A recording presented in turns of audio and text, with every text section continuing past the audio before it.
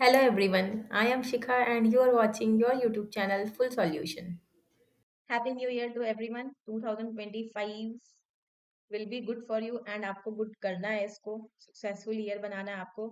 इसी के साथ हम लोग नेक्स्ट टॉपिक शुरू करते हैं अपना, दैट इज अनएम्प्लॉयमेंट। हम लोगों ने पोवर्टी कर लिया था। पोवर्टी के बाद एक रिदम सेट हो जाता है कि हम प्रॉब्लम्स ऑफ द इकोनॉमी को देख रहे हैं। इंडियन इकोनॉमी में जो मेजर प्रॉब्लम्स है उनको देख रहे हैं। तो poverty is the first major problem of Indian economy and next is unemployment. बहुत बड़ा सिनेरियो है इंडियन इकोनॉमी का। ये एग्रीकल्चरल बेस्ड इकोनॉमी है, एग्रीकल्चरल बेस्ड इकोनॉमी थी उस टाइम पे, और आज भी इसको हम लोग कृषि प्रधान देश ही बोलते हैं। तो इसमें अनएम्प्लॉयमेंट बहुत ज्यादा है क्योंकि एग्रीकल्चरल लिमिटेशंस होती है एक, जिसकी वजह से हम बहुत ज्यादा लोगों को इन्वॉल्व नहीं कर सकते हैं एग्रीकल्चरल फील्ड में। इसीलिए अनएम्प्लॉयमेंट की प्रॉब्लम इंडिया में हमेशा से रही है। तो व्हाट इज अनएम्प्लॉयमेंट, सबसे पहले हम लोग समझेंगे। अनएम्प्लॉयमेंट के साथ ना एक कॉन्सेप्ट जुड़ा रहता है कि हम लोग जब अनएम्प्लॉयमेंट कैलकुलेट करते हैं या अनएम्प्लॉयमेंट के बारे में बात करते हैं ना, हम टोटल पॉपुलेशन ले लेते हैं कि टोटल पॉपुलेशन में कितने लोग एम्प्लॉयड है। पर ये रॉन्ग है।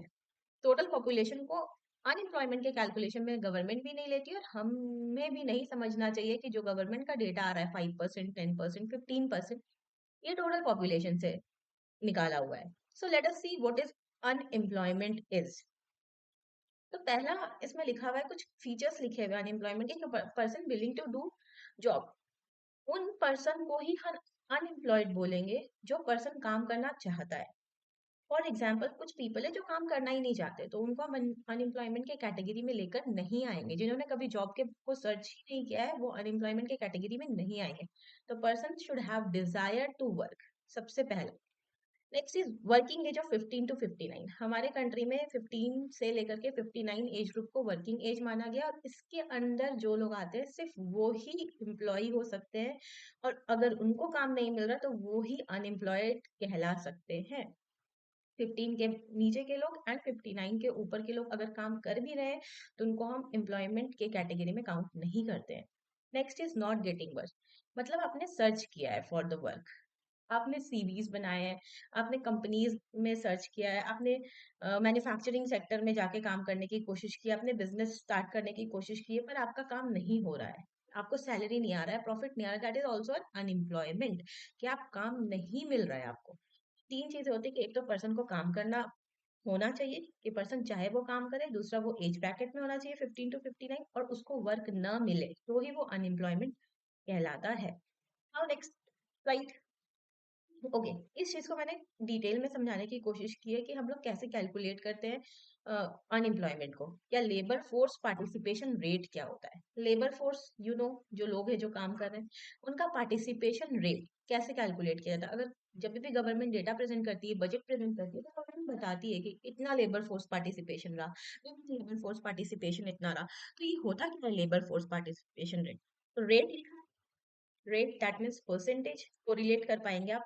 Percentage of working population among all working age group, important, working population एक तो, और वर्किंग एज ग्रुप के बीच में। टोटल पॉपुलेशन का कॉन्सेप्ट यहाँ कभी आएगा ही नहीं अनएम्प्लॉयमेंट में। Okay, working age group is what, अभी हम लोगों ने डिस्कस किया 15 to 59 is working age group, and working people इस 15 to 59 में जो लोग काम कर रहे हैं। एग्जाम्पल आप लोगों को बताते हैं कि 15 to 59 वर्क एज ग्रुप में मान लेते हैं इंडिया में 70% लोग हैं। बोला जाता है 75% यूथ है हमारे नेशन में, अभी 70% हो गया है, वो डेटा कम हो गया। 2015 में बोला जाता था कि 75% यूथ है, अभी 70% है। 15 to 59 में मान लेते हैं 70% है, ये एग्जाम्पल है कि 70% यूथ है, एंड 30% या तो यंग जनरेशन ही होगी या फिर ओल्ड जनरेशन होगी। ओके, अब हम लोग देखते हैं कि 30% यूथ में सब तो एम्प्लॉयड नहीं है, मान लेते हैं इसका 50% एम्प्लॉयड है।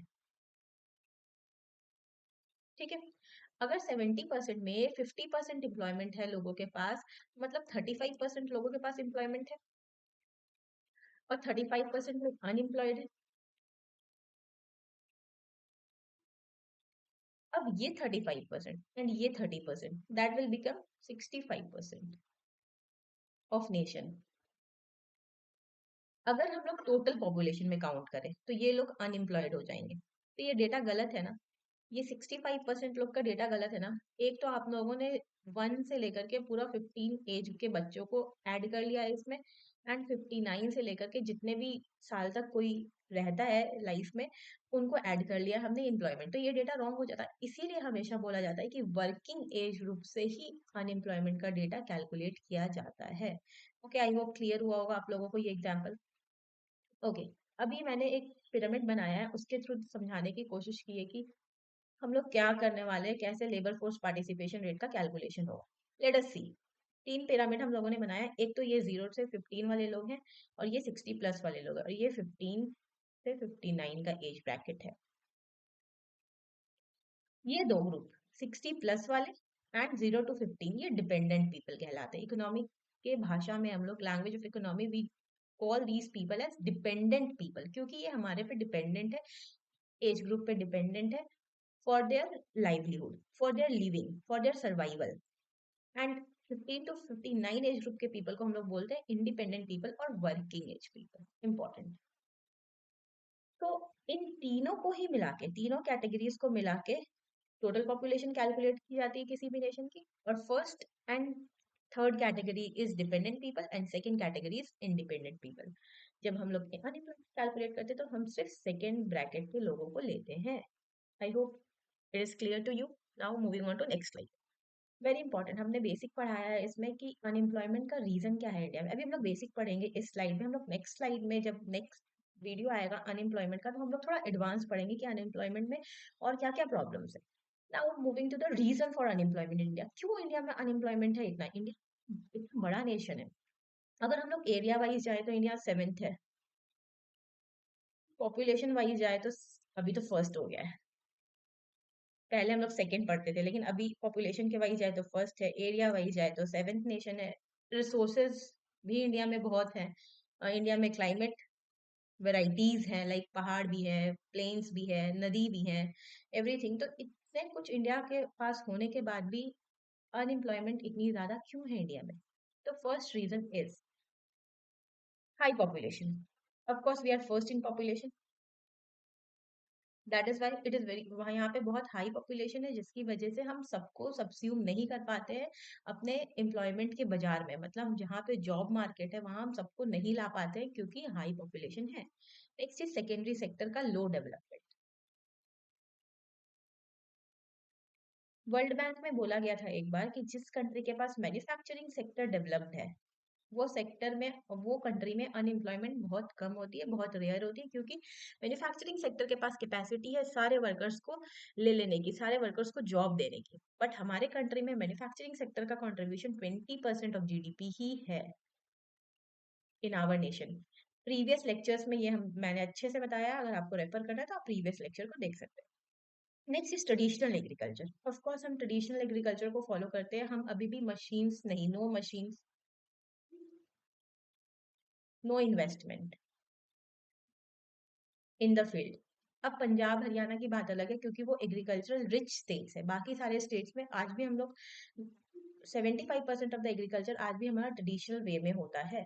इसमें क्या होता है कि हम ज्यादा लेबर को लगा के रखते हैं एक ही फील्ड में, जहाँ पे 2 लेबर चाहिए और मशीन से काम हो जाएगा, हम 10 लेबर को वहां पे ही लगा के रखते हैं, जिसकी वजह से एक type of unemployment, that is disguise unemployment, हो जाती है।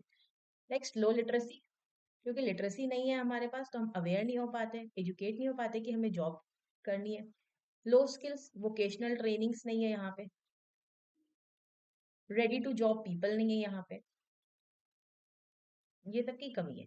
Next, technology advancement. Of course हम लोग बोलते हैं ना जॉबलेस ग्रोथ, ये बहुत डिबेटेबल इश्यू है कि टेक्नोलॉजी से जॉब मिलेगा या टेक्नोलॉजी से जॉब जाएगा। दोनों चीजें यहाँ पे, टेक्नोलॉजी से जॉब मिल भी सकता है, टेक्नोलॉजी से जॉब जा भी सकता है। लाइक रोबोट आपका काम करने लगेंगे तो आप तो जॉब से निकाले जाओगे ना टेक्नोलॉजी पर। प्रॉब्लम है कि रोबोट बनाने के लिए भी इंसान चाहिए। ओके, इनफॉर्मल सेक्टर, ये एक बहुत बड़ा टॉपिक है, इसको हम लोग आने वाले लेक्चर्स में सेपरेटली कवर करने वाले हैं कि इनफॉर्मल सेक्टर इंक्रीज हो रहा है, जिसकी वजह से अनएम्प्लॉयमेंट इंक्रीज हो रही है। इनफॉर्मल सेक्टर इज की आज आप काम कर रहे हो 6 month, 2 year, 5 year, 15 years, and इसके बाद इतना काम करने के बाद भी आपको एक टाइम पे निकाल दिया जाता है, आपको ले ऑफ कर दिया जाता है। ले ऑफ मतलब निकाल देना काम से। तो इनफॉर्मल सेक्टर की वजह से भी अनएम्प्लॉयमेंट बहुत ज्यादा है। अब कोई इंसान है वो 30 के एज में काम करना शुरू करेगा, और अगर वो 10 साल काम कर 15 साल काम कर ले तो 45 एज ग्रुप का हो जाएगा वो 15 साल के बाद। अब उसको निकाल दिया जाएगा तो वो क्या ही काम कर सकता है, क्योंकि अब तो अपॉर्चुनिटीज भी खत्म उसके पास। Next is social factor. Caste and religion is also major factor for the unemployment in India. Casteism है हमारे यहाँ पे, जिसकी वजह से हम बहुत सारा अनएम्प्लॉयमेंट है, ऑर्थोडॉक्स एरियाज में ज्यादा होता है। Next is economic slow down. Economic slow down मतलब कि आपके पास परचेजिंग पावर, अगर इकोनॉमिक स्लो डाउन होगा तो क्या होगा, परचेजिंग पावर कम हो जाएगा इंसान के पास, दैट मीन्स इनकम नहीं रहेगा। इनकम नहीं रहेगा, परचेजिंग पावर नहीं रहेगा। अब किसी दुकान वाले के पास अगर पैसे नहीं है, प्रॉफिट नहीं आ रहा है, मान लेते हैं केस स्टडी लेते हैं कि प्रॉफिट नहीं आ रहा है किसी शॉपकीपर के पास, तो वो क्या करेगा, सबसे पहले लेबर निकालेगा अपने यहाँ से, जो लेबर उसने रखा है उसको निकाल देगा, क्योंकि प्रॉफिट ऑलरेडी नहीं है तो सैलरी कहाँ से पेमेंट करेगा। तो that is economic slow down की वजह से अनएम्प्लॉयमेंट का होना। I hope reason for unemployment is clear to you. Now moving on to next slide. Reason देख लिया हमने, अब सॉल्व कैसे करें इनको, कि कैसे सॉल्व होंगे ये इश्यूज। देखते हैं क्या करना होगा, ट्रेनिंग एंड स्किल प्रोवाइड करना होगा पीपल को। आप वोकेशनल ट्रेनिंग दीजिए, आप लैंग्वेज ट्रेनिंग दीजिए, क्योंकि बड़े बड़े जॉब प्रोफाइल्स में तो ट्रेनिंग दी जाती है ना। अभी होता है ना इंटर्नशिप, ये सारा कुछ इसमें आएगा। Next is educational reform, very important, NEP, new economic sorry new education policy, अभी जो 2020 में आई है, बहुत सारे चेंजेस हैं, तो educational reform is needed. Formal education देना होगा, एक farmer education, it is written कि फार्मर को एजुकेट करिए ताकि डबल इनकम हो सके। और फार्मर को अगर हम एजुकेट करेंगे तो वो फील्ड पे इन्वेस्ट करेगा, तो डबल फायदा है इससे हमें, कि हमारी इकोनॉमी भी बूम करेगी। Next is industrial growth, industries को बढ़ाइए। लाइक जब हम लोग 1956 या 1947 के बाद का बात करें, तो सबसे पहले सेल, गेल, ओएनजीसी, ये सब गवर्नमेंट ने लाया ही था ना, ये इसीलिए तो लाया था ताकि सब्स्यूम करा जा सके पीपल्स को, एम्प्लॉयमेंट दिया जा सके पीपल को। Next is family planning, important for population control. Family planning is very important population control के लिए। सर्विस सेक्टर, क्योंकि अगर हम आज भी देखें तो सर्विस सेक्टर बहुत ही डिस्ट्रीब्यूटेड है। अगर साउथ इंडिया की बात करें तो सर्विस सेक्टर साउथ इंडिया में एंड नॉर्थ इंडिया की बात करें तो यहाँ पे नहीं है, अच्छी कंपनीज नहीं है, आईटी हब नहीं है यहाँ पे, जिसकी वजह से लोग अनएम्प्लॉयड रह जाते हैं। तो सर्विस सेक्टर को बढ़ाया जाए, बहुत सारी कंपनीज खोली जाए, मल्टीनेशनल कॉर्पोरेशन की तरफ ध्यान दिया जाए। Next is food processing. Food processing का मतलब होता है कि अगर मान लेते हैं राइस, तो राइस को का वैल्यू एडिशन करना और उसके बाद सेल करना। राइस मान लेते हैं अगर 10 रुपए में बेच रहे हैं, तो हम वैल्यू एडिशन कर देंगे अगर इसमें, तो फिर हम इसको 50 रुपए का बेचना शुरू कर देंगे।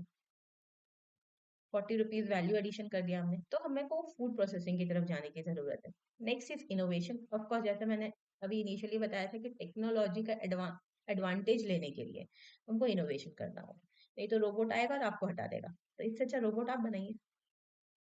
Gender equality, very important for women participation in job market.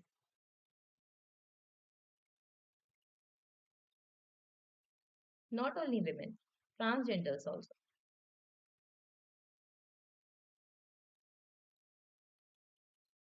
इनको प्रमोट करने की जरूरत है, इनको एम्पावर करने की जरूरत है। Next is climate factor.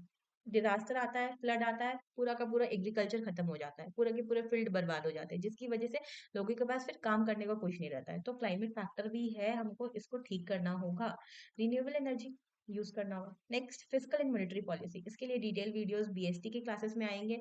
आपने देखा होगा आई होप वो पैम्पलेट जिसमें मैंने बोला है कि बिजनेस स्टडीज की क्लासेस शुरू की जाएगी, जिसमें management and financial studies included होगा। So keep watching the videos. Fiscal and monetary policy के बारे में हल्का सा बता देते हैं। फिस्कल पॉलिसी जो गवर्नमेंट लाती है, schemes, taxation policies, and monetary policy जो आरबीआई लाती है, इंटरेस्ट रेट्स एंड लोन्स। इन दोनों पॉलिसीज को हम लोगों को कोऑर्डिनेट करके चलाना होगा, जिससे अनएम्प्लॉयमेंट कम हो सके। In last is digitalization. Digitalization gives opportunities बोलते हैं ना, एग्जाम्पल के लिए अमेजोन, यहाँ पे आप अपने प्रोडक्ट को लिस्ट करा सकते हैं, बेच सकते हैं प्रोडक्ट्स को। तो डिजिटलाइजेशन आज अगर लोगों के पास पहुंचेगा तो उनके पास बहुत सारे सोर्स होंगे अपने आप को एम्प्लॉय करने के लिए। Okay, next, moving to next slide. Okay, so video ends here. Now we will discuss about unemployment in another videos. Keep watching, keep studying. Thank you. Thank you for watching.